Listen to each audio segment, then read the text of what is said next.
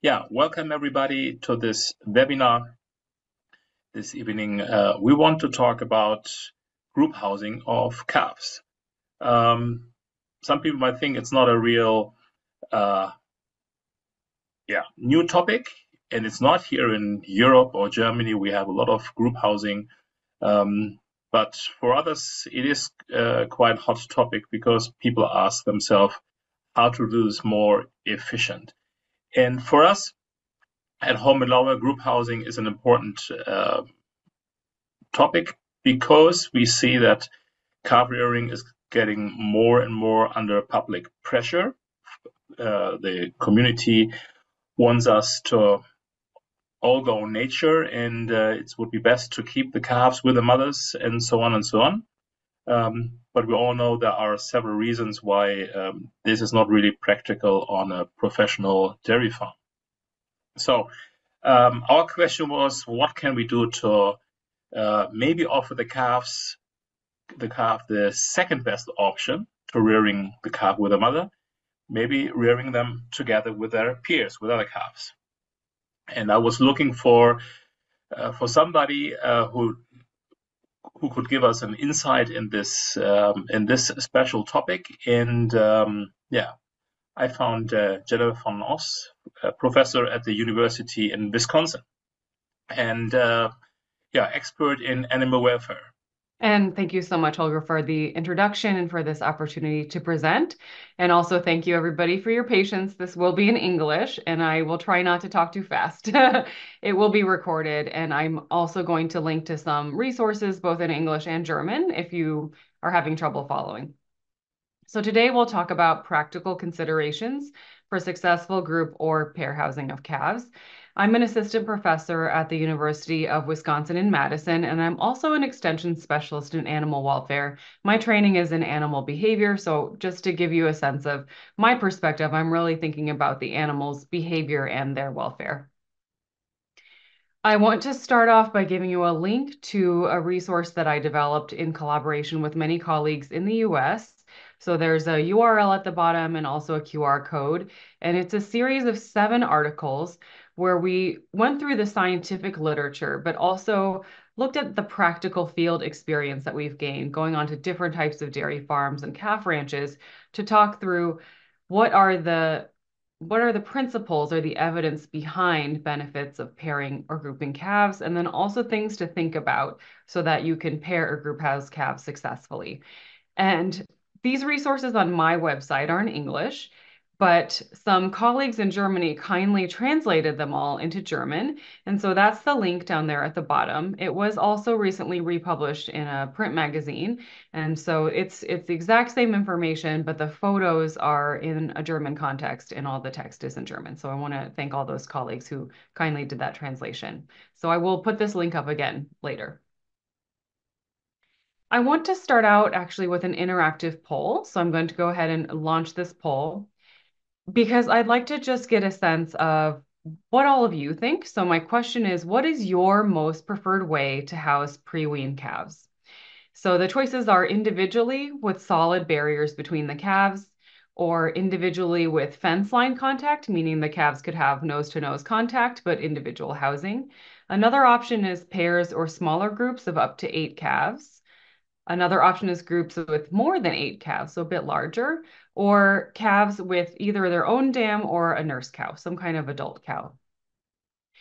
So it seemed like the most common answer, almost half of people said that their most preferred way to house pre-wean calves is either in pairs or smaller groups up to 8 calves, although many people chose groups of more than 8 calves.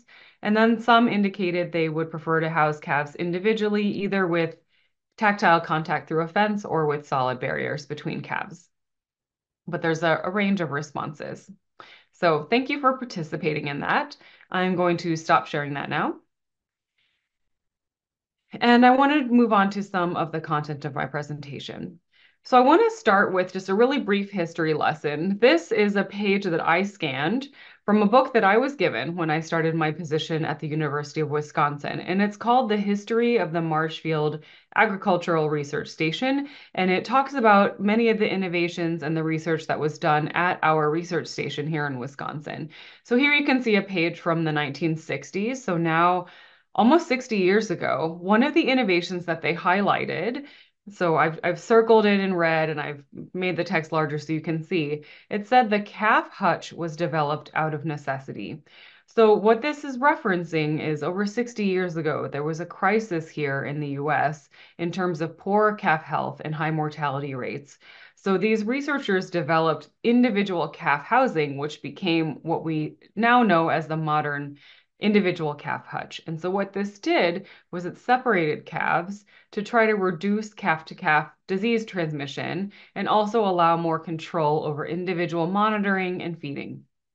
So at the time, this was a big innovation. And it continued to be the norm even until today to house calves individually. So what I'm showing you here is two things. So you can see a diagram here where at least in the US and many places worldwide, in the pre-weaning period, calves are housed individually. And then once they're weaned, they then are housed in groups all the way through adulthood.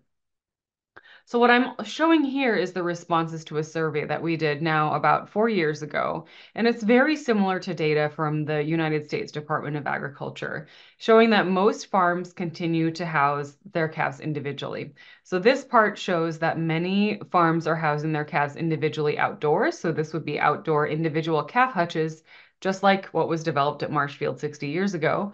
And then about a quarter of farms are housing their calves individually, but indoors in a barn. This section of the pie, oh, sorry, these are the farms that house calves individually, but some indoors, some outdoors. This smaller, darker portion of the pie is farms using some kind of social housing. So these smaller groups of 2 to 8 calves or larger groups of at least 8 calves. So you can see in the US at least, it's the vast majority of farms are still using individual housing. But as Holger indicated, it really depends on your part of the world. So I think in Germany, pair group housing is much more commonplace than it still is in the US. And that's also the case in the UK, for example. So what I'm showing here is a screenshot from a news headline over 5 years ago. And it says Tesco, which is a major grocery retailer, reveals reason for single calf hutch ban. So this retailer had banned the use of individual pre-weaning housing after calves reached a certain age. So actually, it wasn't that they banned individual hutches, it's that they banned individual housing. So calves had to be housed in pairs or groups. And Tesco represents over a quarter of the market in the UK. So this was a big deal because it set this precedence that now dairy farmers who supply Tesco would be required to change their pre-weaned calf housing practices. And you can see this caused a big shift. So in 2010, of almost 2/3 of farms in the UK were using individual housing, so already less than in the US, where it's about 3/4. But then in 2021, so over a decade later, now just over a third of farms are using individual housing. So the pattern almost flipped.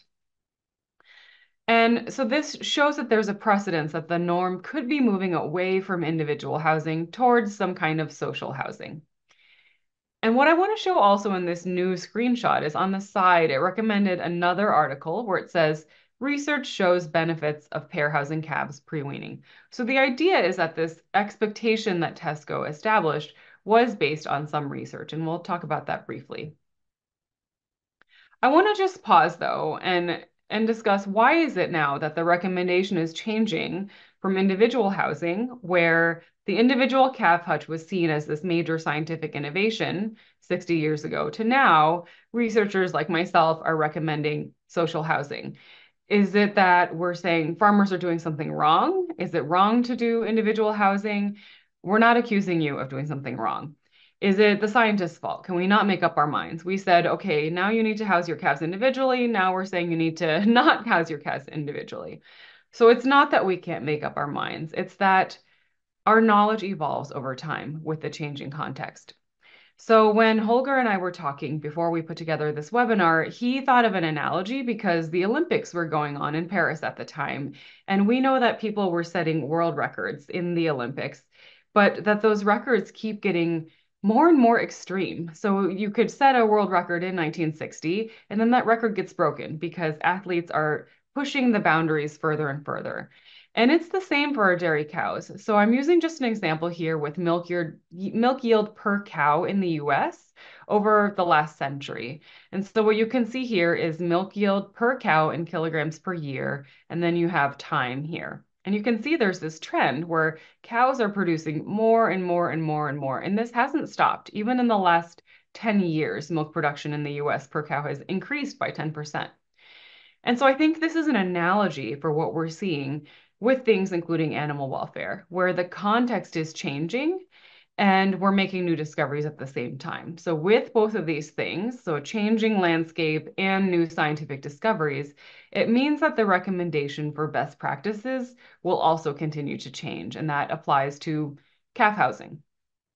So what we see is that new achievements are possible, whether this is for production, like milk yield, or animal welfare. So we're learning more and more about how we can improve welfare for calves. And also the context has changed where it's not necessarily an emergency situation for calf health or calf mortality anymore. And so we know that we can raise calves in group housing successfully now.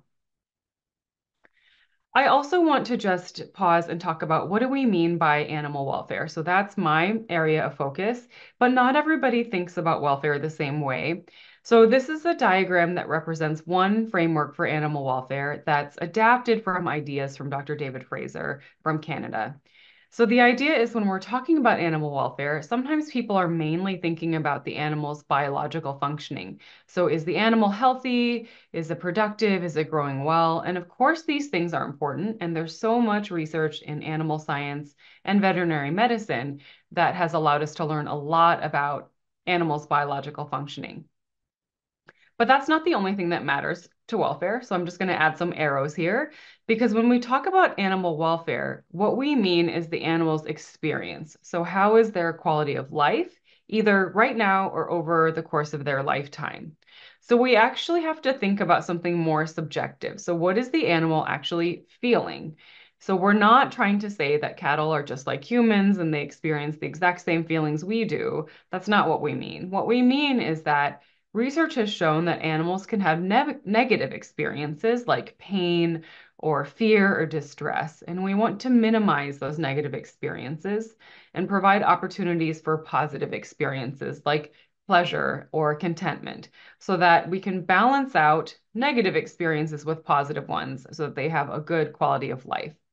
So, one of the things that affects how an animal feels is her biological functioning. So, is she healthy? Is she feeling well in terms of her health? But also her feelings are affected by her ability to express behavioral adaptations. So if we think about a species' evolutionary history, there are certain behaviors that cows have evolved to perform, which are different from what dogs or cats need to perform. And so if they're unable to do these things, that can affect their quality of life too. So I just want to establish this to explain when we're talking about animal welfare benefits of social housing, it's not just about their health, which is of course really important, but also about some of these other aspects of welfare. So today we're talking about practical considerations, so I won't spend a lot of time talking about the literature, but again, you can look at the articles I've written. I have all the references in there. So I'm just going to summarize what the research has shown the benefits of I put pairing, but this is pairing or grouping calves can be. So the first is that cattle are a herd species. They live in social groups and they're very motivated to have social contact with each other. And so if we use pair or group housing, this allows calves to fulfill that motivation that they have to have social contact with each other. And when they're housed in pairs or groups, we see an increase in play behavior. And it also helps with their social development. So I like to say it helps calves play with each other nicely. Literally, they play more, but also figuratively, they learn how to play well with others. They learn how to get along because they develop the ability to recognize appropriate social behaviors and to interact with each other nicely. It also translates into better resilience to stress, especially during weaning, which we know is a stressful transition period in the calf's life. If they were raised in pairs or in groups, they deal with that stressful change better than if they were raised individually. It also helps with their brain development. So we have seen through these experiments where they do tests that these calves housed in pairs or groups learn better and they're more adaptable. So they don't just learn basic things, but they learn how to adapt to changing contexts and also to exposure to new things. So they can deal with novelty and with change better. And this is important because over the course of their life, they do deal with a lot of new environments. So, new housing systems, bedding, feed items, ways of obtaining their feed. And so, this is important so that they can meet our expectations. And so that has to do with kind of these aspects of welfare, their feelings and their behavior. But also, the research has shown that pair or group housing can improve their physiological functioning as well. So, our group has found that some limited evidence, more research is needed, that when you house calves in pairs, this can help them cope better with cold stress in the winter. And then many studies have shown that calves housed in pairs or small groups have greater solid feed intake during the pre-weaning period, and that this translates into better weight gains, which is, of course, important to set them up for success as they develop into mature cows. And then lastly, Holger mentioned this at the beginning, but there has been a little bit of research showing that housing calves in pair or groups may be more acceptable to potential consumers of dairy products compared to individual housing. So one study showed that when people were shown different types of scenarios, they approved of pair or group housing more than individual housing. There's only been two studies so far that have looked at this. The second, more recent study did not replicate that finding, but they used a different design and they also highlighted cow-calf separation. And so I think it depends on how you pose that question and what information people are given when they're making that judgment. But it shows that when you pair or group house calves, it's important for the calves' development and welfare and growth, and potentially also for this social sustainability of dairy farming. So the second poll question that I would like to ask now is, how concerned are you about calf health if you were to house calves in pairs or groups compared to individual housing? So the options are you less concerned about calves in groups compared to individual housing? Are you equally concerned about calf health regardless of the group? Or are you more concerned about calf health in pairs or groups compared to in individual housing? So I'll give people a moment to respond. So it was actually about half of people said that they were equally concerned with calf health, regardless of if they were housed in pairs or individually. And then about a third of people said they would be more concerned about calf health in social housing compared to individual housing. But 20% of people actually said they're less concerned about calf health in groups compared to individually. And I think there can be a variety of reasons why. It is common for people to raise some concerns about calf health in pairs or groups because of these historical reasons why the individual calf hutch was developed mainly to protect calf health.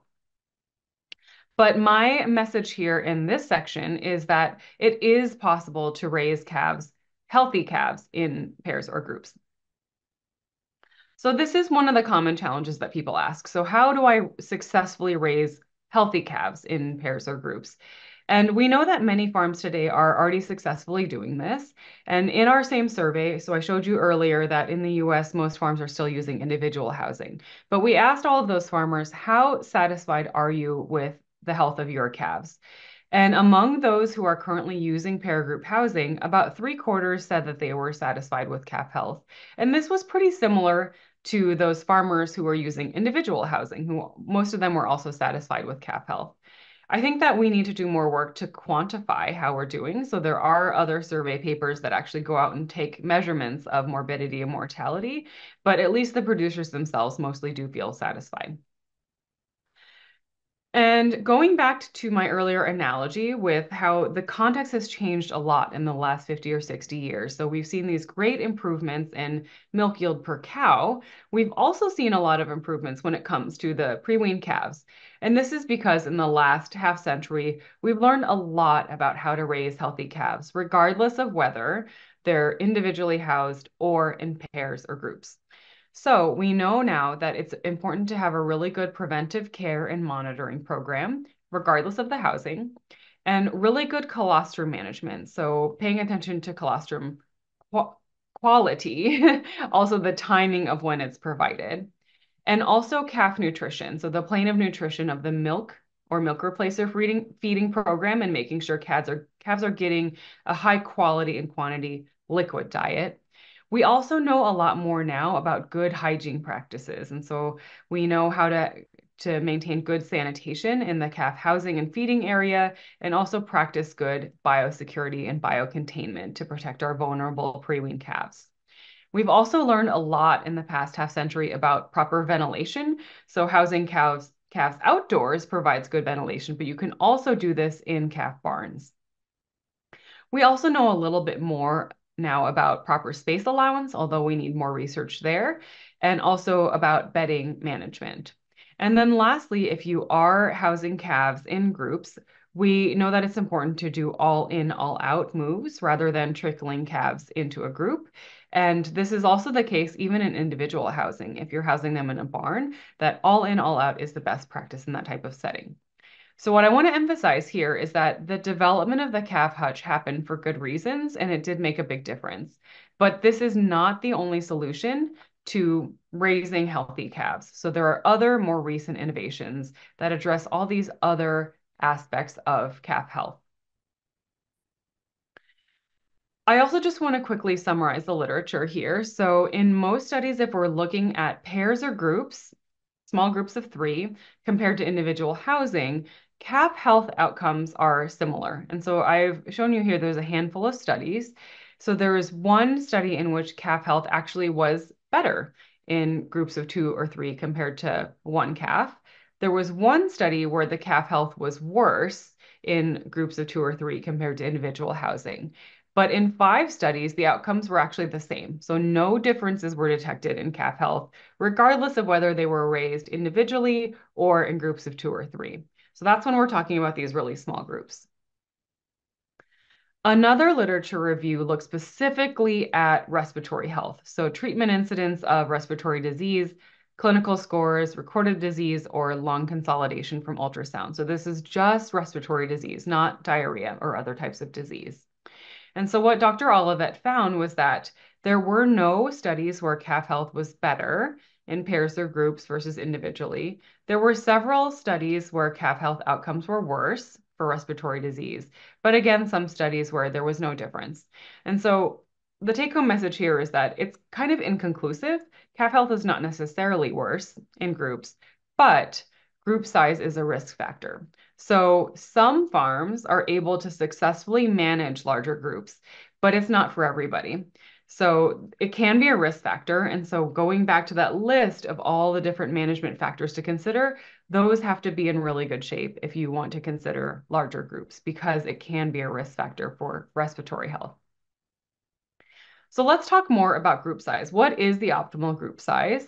The answer is it's not one size fits all for every farm. It really depends on the individual farm's resources. So what's your management style? What's your herd size? What kinds of facilities do you have available?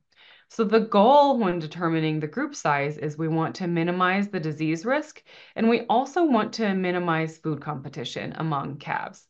So the achievable age range in a group is going to determine the group size, and that is going to depend on the calving rate. So are you seasonally calving or are you calving all year round? How many heifers do you have born within a certain period? The greater the age gap between calves in a group, the greater the disease risk and the greater the competition. So you don't want large older calves outcompeting the small, less experienced calves in a group, and you don't want those older calves passing diseases on to those younger calves who are still developing their immune system.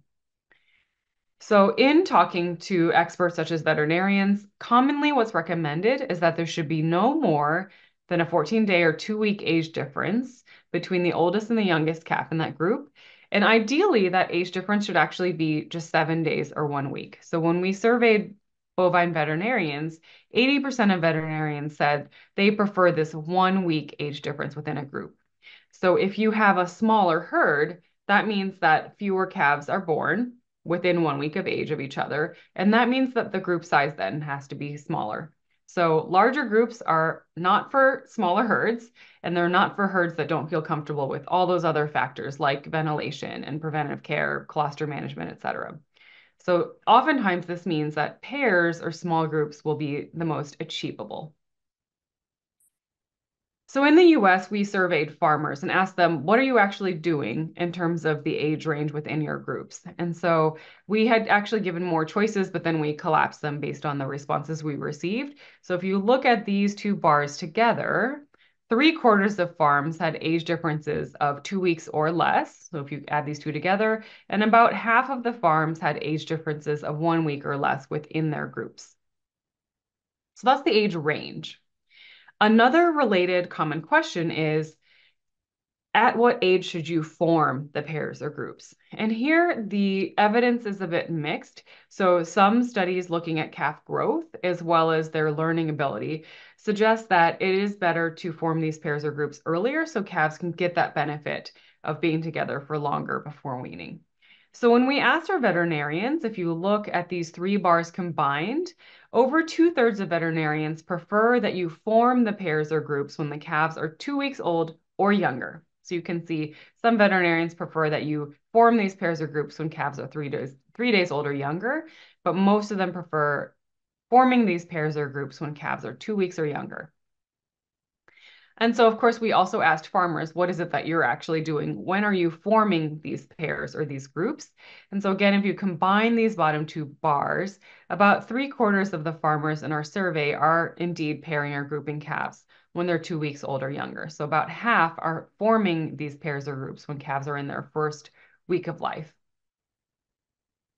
So that was, I know, just kind of surface level. I'm mainly focusing on group size and age of grouping. If you refer to those articles we wrote, we talk about a lot of those other considerations around calf health, including sanitation and biosecurity. I want to move on now to another poll question. So I'm going to go ahead and launch this. So this question is, we're not talking about health anymore. Now let's think about abnormal behavior, specifically cross-sucking. How concerned are you about cross-sucking if you were to house calves in pairs or groups? So are you not at all concerned, slightly concerned, moderately concerned, or very concerned about this? So I think the most common answer is that people are moderately concerned about cross-sucking, and then the rest of people are either slightly concerned or even very concerned, but some people are not at all concerned. So I would say that actually this is a very common concern that people have to different degrees, is how do you manage unwanted behaviors when calves are in pair or group housing, especially cross-sucking? And I would say that for me, as an animal welfare specialist who's trained in behavior, people more often express concerns around this, even compared to calf health when it comes to pair or group housing. And so when we had surveyed farmers, we asked, how often do you think that you see calves cross-sucking on each other during the pre-weaning period? So what I want to note here is that 85% of farmers who were using pair or group housing said that they saw cross-sucking at least occasionally, not necessarily all the time, but at least occasionally. And then we also had farmers who use individual housing, but they have fence line contact between calves. And 70% of them also said they saw at least occasional cross-sucking. I want to acknowledge that if calves are cross-sucking through a fence, it might be on parts of the body like the ears and not necessarily intersucking on the udders, but calves are at least doing some of these abnormal behaviors. So how much of a problem is this behavior? Unfortunately, there haven't been that many studies looking at the downstream consequences of cross-sucking. So we know that it's an abnormal behavior. It's undesirable just from a behavioral welfare perspective. But in terms of what it causes, in terms of physiological or biological problems, one study looked at navel infections in pre-weaned calves, and they did not find any association between the amount of cross-sucking and navel infections. A lot of times producers are more concerned about later implications for udder health, such as a blind quarter. So there was one study that looked at cross-sucking after calves were weaned and put into group housing, so persistent cross-sucking in these older heifers. And then they looked into the first lactation and they looked at mastitis as well as somatic cell count. And again, they did not find an association between this long-term cross-sucking behavior and then udder health in the first lactation. However, there was another recent study that did find higher odds of issues with udder health in the first lactation after calves were pair housed. but they didn't measure cross-sucking behavior. So we don't really know why this is. So as you can see, we need more research in this area. And actually, this is something that my lab is going to be working on in the next few years. So regardless, though, I want to acknowledge it's something that farmers do worry about, and it's a potential reason that people are hesitant to house calves in pairs or groups. They're worried that this is going to happen and that there will be effects on udder health. So we want to look for ways to minimize cross-sucking behavior. The good news is, even though there's not a lot of research on these downstream consequences, there is a lot of research on how to reduce cross-sucking, at least during the pre-weaning phase. So while calves are still in the pre-weaning housing. So the two basic take-home messages here is we need to make sure calves are not hungry, particularly in terms of their liquid diet. They need to have enough milk or milk replacer. And the second thing, these two things need to happen together, is that we need to think about how we're providing the milk or milk replacer, not just how much, but how calves are actually obtaining that. So they need the opportunity to suckle appropriately. So first, I'm going to talk about the milk allowance, and then we'll return to this appropriate suckling behavior.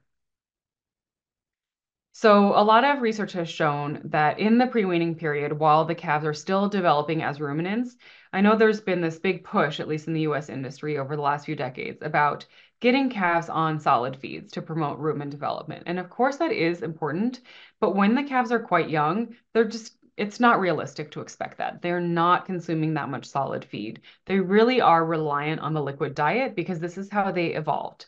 And so, at least for the first 4, 6, 8 weeks, calves really do need to be consuming a lot of milk or milk replacer. And I think that we have seen a lot of progress in the US industry where farmers are feeding more now. And I think it's also more common in Europe that farmers are comfortable with feeding more. And that's good because that goes along with the calves' natural behavior and it is also supported by the nutrition research. So, we want to see calves having a generous volume of their liquid diet. So at least 8 to 10 liters per day or even more, which I think is more feasible in automatic milk feeding systems. So for a Holstein, this would be at least 15% of body weight. So studies have shown most calves will drink at least this amount if they are given the opportunity. And ideally, weaning would be done in a step down fashion. And in the US, this is pretty much universal now. So most people aren't doing abrupt weaning where they suddenly take away the liquid ration. So ideally, you would do some kind of step down, whether you're reducing the number of meals per day or the amount at each meal. And if you have access to technology that allows you to measure starter intake, then ideally you would be individualizing this to the calf based on how much starter she's eating. But of course, that's easier said than done because if they're in pairs or groups, it's harder to tell how much each calf is eating, but some kind of step down. So in addition to paying attention to how much the calf is fed, we also need to give her opportunities to suckle appropriately. And this is because suckling is an innate behavior. So earlier when I showed the diagram with the 3 circles talking about our concept of animal welfare, we know that cattle have these innate behavioral adaptations. And for young mammals, which calves are, they suckle to obtain their liquid diet from the dam. And so this is a behavior that's not learned. I think sometimes I hear this misconception where people think, oh, if you give the calf a nipple, then she's going to form a habit. She'll learn how to suckle, and then that becomes cross-sucking. And that's really not how it works. Calves innately know how to suckle, and that behavior is going to happen regardless. And so we want to give her an appropriate way to express that suckling behavior. Otherwise, it may become an inappropriate behavior such as cross-sucking or sucking on other objects within the pen. And this is something we can measure directly in scientific studies that shows if you don't give calves an appropriate way to express that suckling, it's going to happen. It's just going to be directed to something else. And so there's lots and lots of studies that have shown this, including by our group. And what we found in our survey is that farmers who are using pair or group housing have figured this out, either by paying attention to the scientific research or through trial and error. So if you look at farms who only use individual housing, about 80% of them are feeding through a bucket or some kind of feeding system with no nipple, and only 25% of them, sorry, 75, 25, 25% of them are feeding through a nipple, whether this is a bottle or some kind of nipple bucket. But then the pattern is completely reversed. If you look at farms using pair or group housing, less than 20% of them feed without a nipple, whether this is with open buckets or some kind of trough, and over 80% of those farms are feeding those pair or group house calves with a nipple. So in this photo example, you can see it's with a nipple bucket, or it could be with individual bottles or some kind of mob feeder or automatic milk feeding systems. Any system that feeds milk or milk replacer through a nipple provides the calves with this opportunity to suckle appropriately, and that can help reduce cross-sucking. Another method is to provide them with some other kind of suckling outlet. So in some research studies, they essentially give them a dummy or a pacifier that doesn't provide any milk, but it allows them to just suckle. In our research, we looked at this item called a braid-in bottle. So it has this modified nipple that allows starter pellets to pass through. And so it gives calves a chance to taste starter early in their lives and develop that habit of eating solid feeds, but it also allows them to use this innate suckling behavior. And we found that this actually does reduce cross-sucking as well. So I just want to wrap up and give you some take-home messages. So the first is that there's a lot of research showing that pair or group housing of calves results in a lot of benefits to animal welfare. And this includes these behavioral aspects of their welfare, but also their physical growth as well, and also can be important for the social sustainability of the industry. The second take-home message is to acknowledge that, yes, there can be challenges. Transitioning from individual housing to pair group housing doesn't always go smoothly for every single farm, but there are strategies to address these common challenges around calf health as well as cross-sucking. And there are a lot of examples worldwide of farms doing social housing successfully, where they're satisfied with calf health, they're successfully managing cross-sucking. And there are resources available to help. So I've created this series of written resources, and we do update them as new scientific studies come out. And so the English version is available here on my website, and then the German version is available here. So we're constantly trying to provide new information, and we really appreciate hearing from farmers, actually, because a lot of these ideas come from farmers who have done their own troubleshooting and they found something that works for them. And that's something that we can then test scientifically in a research setting, such as what we did with those Braden bottles. I actually saw that in use on a farm first, and then we did an experiment. And so then we can update our resources and provide that information to farmers worldwide. So I wanted to keep this presentation short and open it up for some question and answer. But if you think of something later and didn't have a chance to ask today, please don't hesitate to reach out. This is my email address right here, jvanos@wisc.edu. Thank you. Mhm. Jennifer, thank you very much. Thank you very much. I think this was a real good wrap up of the whole idea of group housing, pair housing. I mean, the vast majority of information you put together in your articles, and especially also published in Germany in this magazine here. I'm not sure if they can see that. Agrar heute. It is really helping us in this answering a lot of tricky questions farmers have. So yeah, thank you very much. Yeah, so actually for me it was interesting at the beginning of the presentation to learn that a problem farmers had 60 years ago is still yeah, really relevant in the way we are rearing our calves today. So, and that's quite interesting, and it takes all these research to prove that that the group housing of calves is maybe a better option, or probably even a better option than individual housing.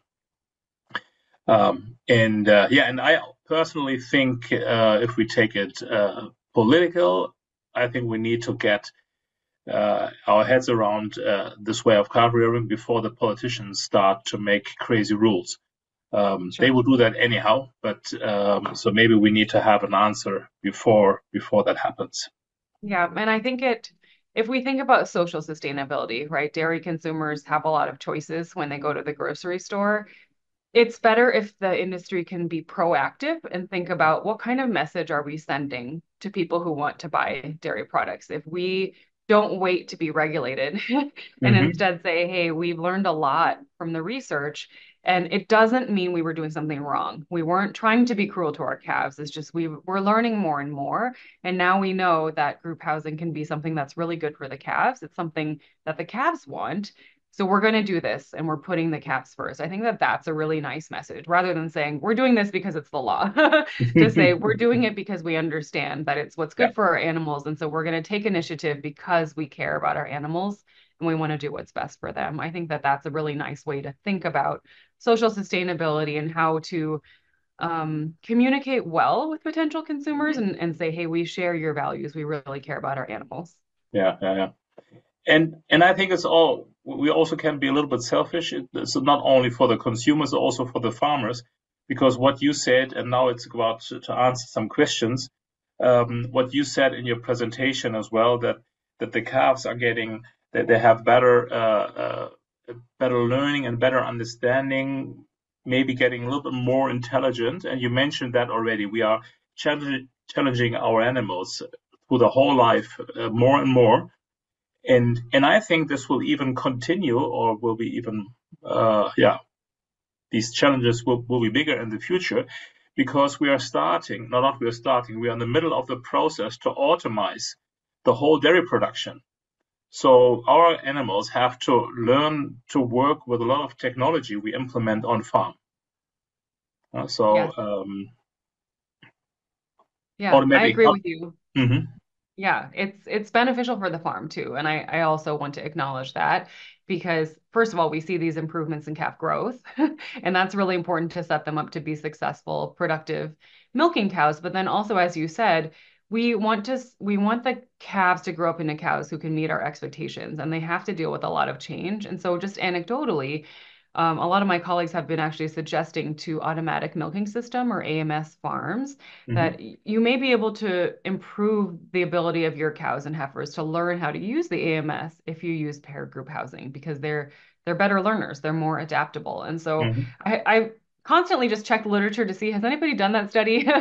We haven't been able to do it, but I think that anecdotally at least some farmers in our region have tried that and they say, yeah, it is going better because we pair house our calves, they're better learners, and we do see that they're more successful. And so I think you're right with more technology it's not just us who have to learn that, right? The cows also have to learn how to adapt. And so I think it's beneficial for the farm, both Yeah, in the immediate term and this long term in terms of the social sustainability.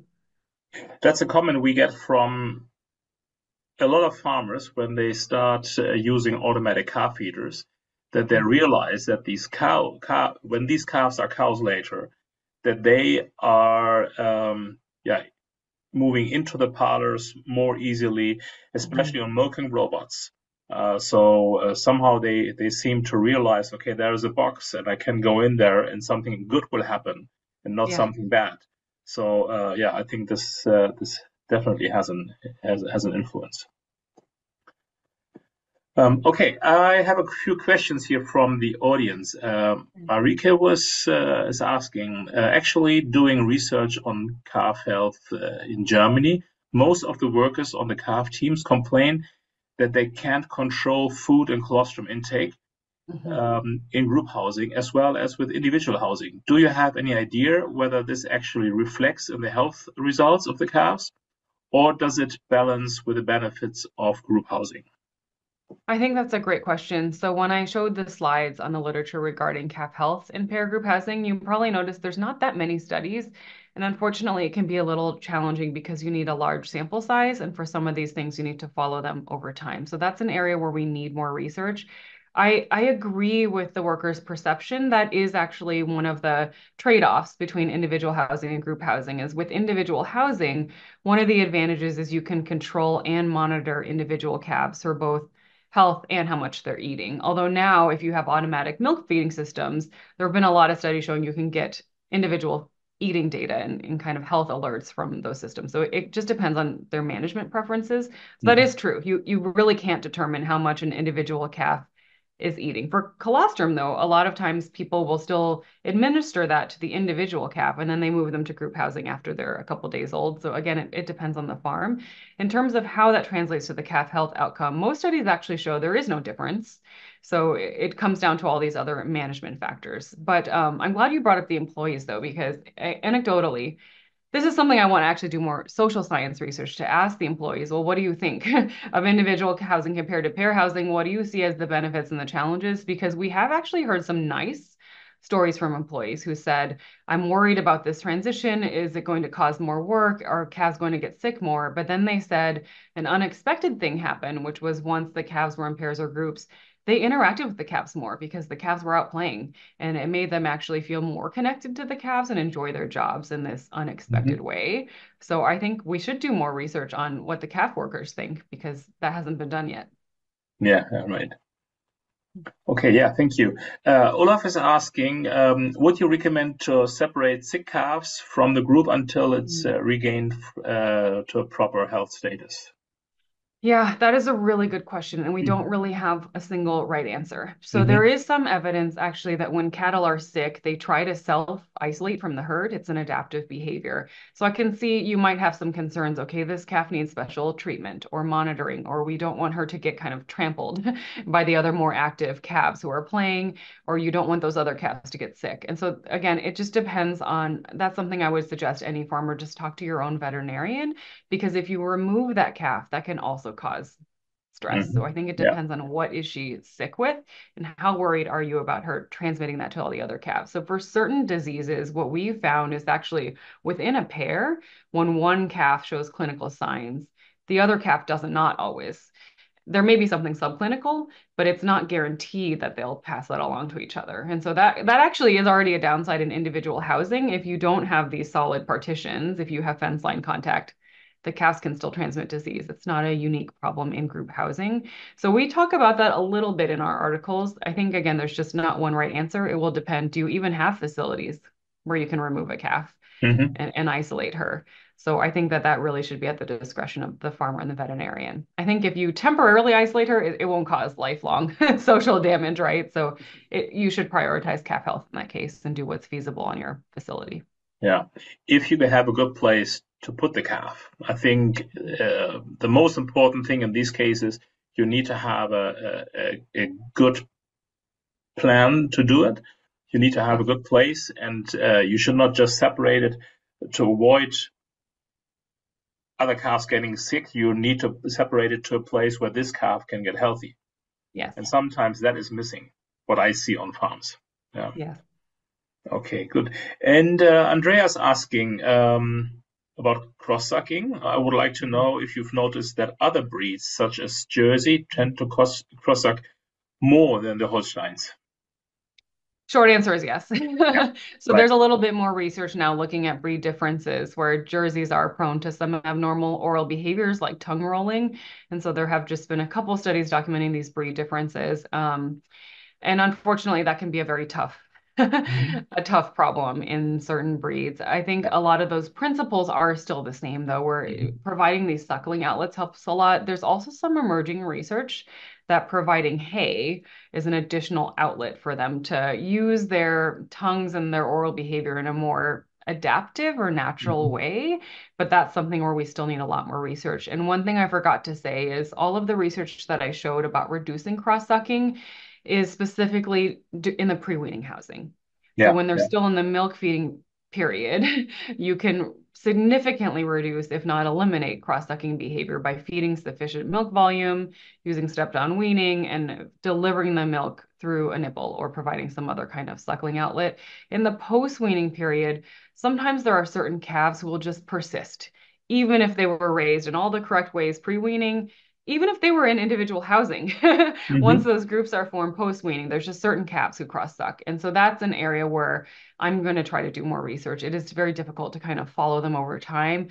And we want to develop more intervention strategies to prevent that post-weaning cross-sucking. And so producers often have this worry that if I start to house my calves in pairs pre-weaning, they'll start to cross-suck and then that will continue and then that will affect udder health. We don't actually think it has to do with pre-weaning housing, giving them the opportunity to cross-suck. We actually think it has more to do with the feeding Hmm. management pre-weaning. And so this is an area that we do need a lot more research. Yeah, yeah, yeah, right.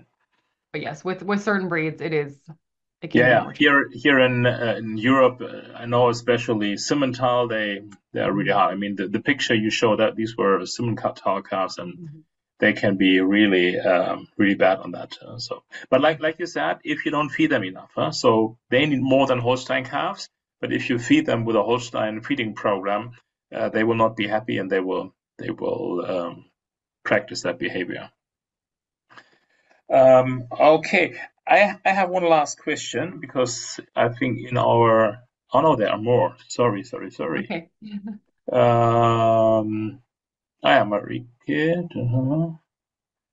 Oh no, Marike was just saying thank you. Currently, she's doing some sociological research with calf teams. Huh? So she's doing that already. Wonderful. Mm-hmm. Are calves that stay with their mothers the first days of their life likely to cross-suck? Hmm. Hmm.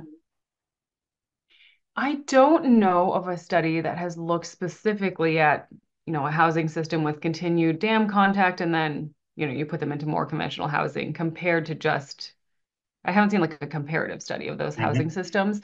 There are older studies looking at behavior of cows raised with their dams in pasture.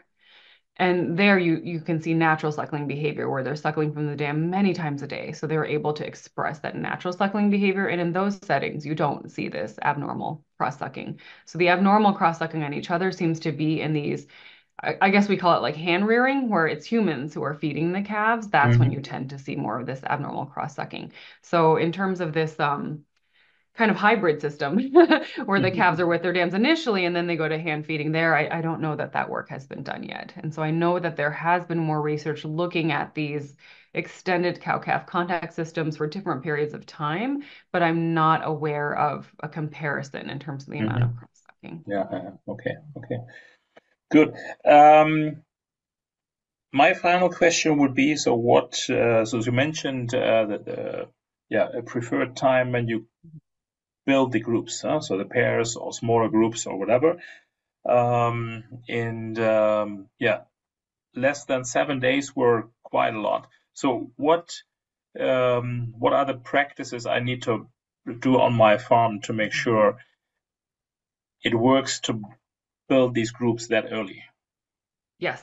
So one thing that I didn't cover, but it's in the articles, is even before you make all of these decisions about what age, if you're deciding, is my farm even ready to Mm-hmm. consider pairs at all, regardless of the age, there's some benchmarks we ask people to look at that kind of reflect colostrum management and sort of the state of calf health on the farm. Once you've made that decision, then you have to think about, okay, what age do I form those groups? How big is the group? And so in terms of what age, there's no exact one right answer. This is still where it's kind of a judgment call. So on our research farm, when we were doing the research studies with pair housing, we just worked with the farm managers and asked them, what would you be comfortable with? And one of their concerns was about this competition, where maybe there's a calf even just 2 days older than the other calf, but now they already have 2 days of experience, so they're already stronger. They were worried that when the younger newborn calf is still learning how to suckle from the bottle, that then there could be too much competition. So our compromise was we said, you can make the call. When you think both calves are now strong enough at drinking from the bottle, then we remove the partition. So Mm-hmm. on average for our farm, it happened around 3 days old. Right. Yeah. There's an age difference, but on average it was around 3 days old. So it was still within the first week of life, but it wasn't on the day of birth. I know of other farms in our region where they have more heifer calves born, and so often they have more than two calves born on the same day, so they're not worried. They know that the calves are at the same age, same experience level, so they just pair them on the day of birth. Mm-hmm. So again, it's not one right answer. And also a farm can experiment and they can start using one method and say, this isn't working. We need to adjust, right? You don't have to commit to a single management strategy for your entire herd at the same time. So sometimes farms will phase it in. So they'll start forming a few pairs, see how that's working out, make adjustments before they do it with all of their calves. So I Mm-hmm. think there can be some troubleshooting. Yeah. I personally think it is also helpful to start building these groups as early as possible from the management side. So, because if you keep calves in individual housing, and this is still practiced in Germany or in Europe for 2 weeks or 3 weeks, and then build the groups. Yeah, it creates stress for the calves and for the staff as well. Well, you need more Um, housing, right? If you're going to move them rather than just remove a barrier. yeah, you need more housing. You need more time to train calves on different feed systems and so on and so on. And I think we should really try to get the calves in these groups as early as possible, so we have good results on farms, even introducing these calves 3 days of age on automatic calf feeders. Which is then definitely significantly reducing labor. I think that's something we should be looking at, more in detail. Yeah. And actually, I was surprised by our results when we asked veterinarians because I think some farmers thought that their veterinarian would tell them, wait until the calves are 3 weeks old, past the most common period of scours on their farm. And instead, the veterinarians suggest pairing or Hmm. grouping earlier. So Yeah, that's yeah. why we wanted to collect data both from farmers and veterinarians so that they can actually Hmm. see what is it that people are Yeah. recommending. Mm. But like you said, it depends very much on the farm, on the number of calves they have born in a certain time period. Also, and then you need to see, okay, how can I organize it? So it's Yes. don't think there's a golden bullet answer for that. No, no. Okay, good. And just a very, very last question again from Andrea. So she's really into this topic right now with the cross sucking. Is there a time we need to allow these calves to suck per day in order to avoid cross sucking? Hmm. A minimum amount of suckling time. I think that's a really interesting way of framing it. If you look at their natural behavior with the dam, I think actually you could do the math and see how much it is. I think actually the key is not necessarily the amount of time suckling, but the timing. So what Yeah. the research has shown is that this suckling behavior can occur any hour of the day, but it really spikes around the time of milk feeding. So if Hmm. you're kind of a conventional farm here where they feed calves twice a day, you see the suckling behavior peak during the milk meal, and then it lasts for about 20 or 30 minutes afterwards. So Hmm. there's this natural time course. So an older paper showed that it's somewhat stimulated actually by the taste of the lactose. Hmm. So while they're drinking the milk meal, this is why if you feed the milk through a nipple, this is one of the most important ways of reducing the cross sucking because it gives them more suckling time during that meal. But then they still need to have access to a nipple for at least 20 minutes after they finish the milk. So Hmm. that could mean you just leave the bottles or the mob feeder in the pen and don't come by too quickly to take it away and clean up. So you need to Exactly. leave it there Hmm. or have a nipple or a dummy, a pacifier, or braid and bottle in the pen. So with an Hmm. automatic milk feeding system, that means the calves always have nipple access, although it depends on how many auto feeders you have per pen because there can be too much competition. So that's why I think sometimes we still see cross sucking, even in an auto feeder pen where the calves are nipple fed ad libitum. It's because they don't have enough nipple access. So I think that amount of time question is really good, but it's about this timing where we know they need to still have nipple access even after they finish drinking the milk because it stimulates that behavior and then it kind of continues until it tapers back down. On automatic calf feeders, I can tell you exactly what the problem is. Farmers are not patient enough, so they are happy if the calves are drinking their milk in a very short time. So the faster, the better.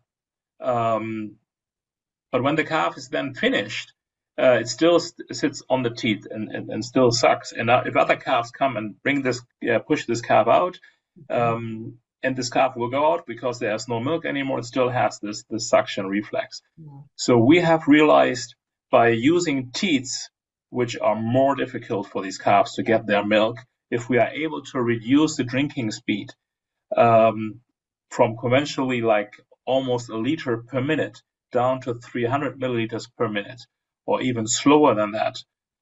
So the calves spend 5, 6, 7 minutes to drink their milk, their portion.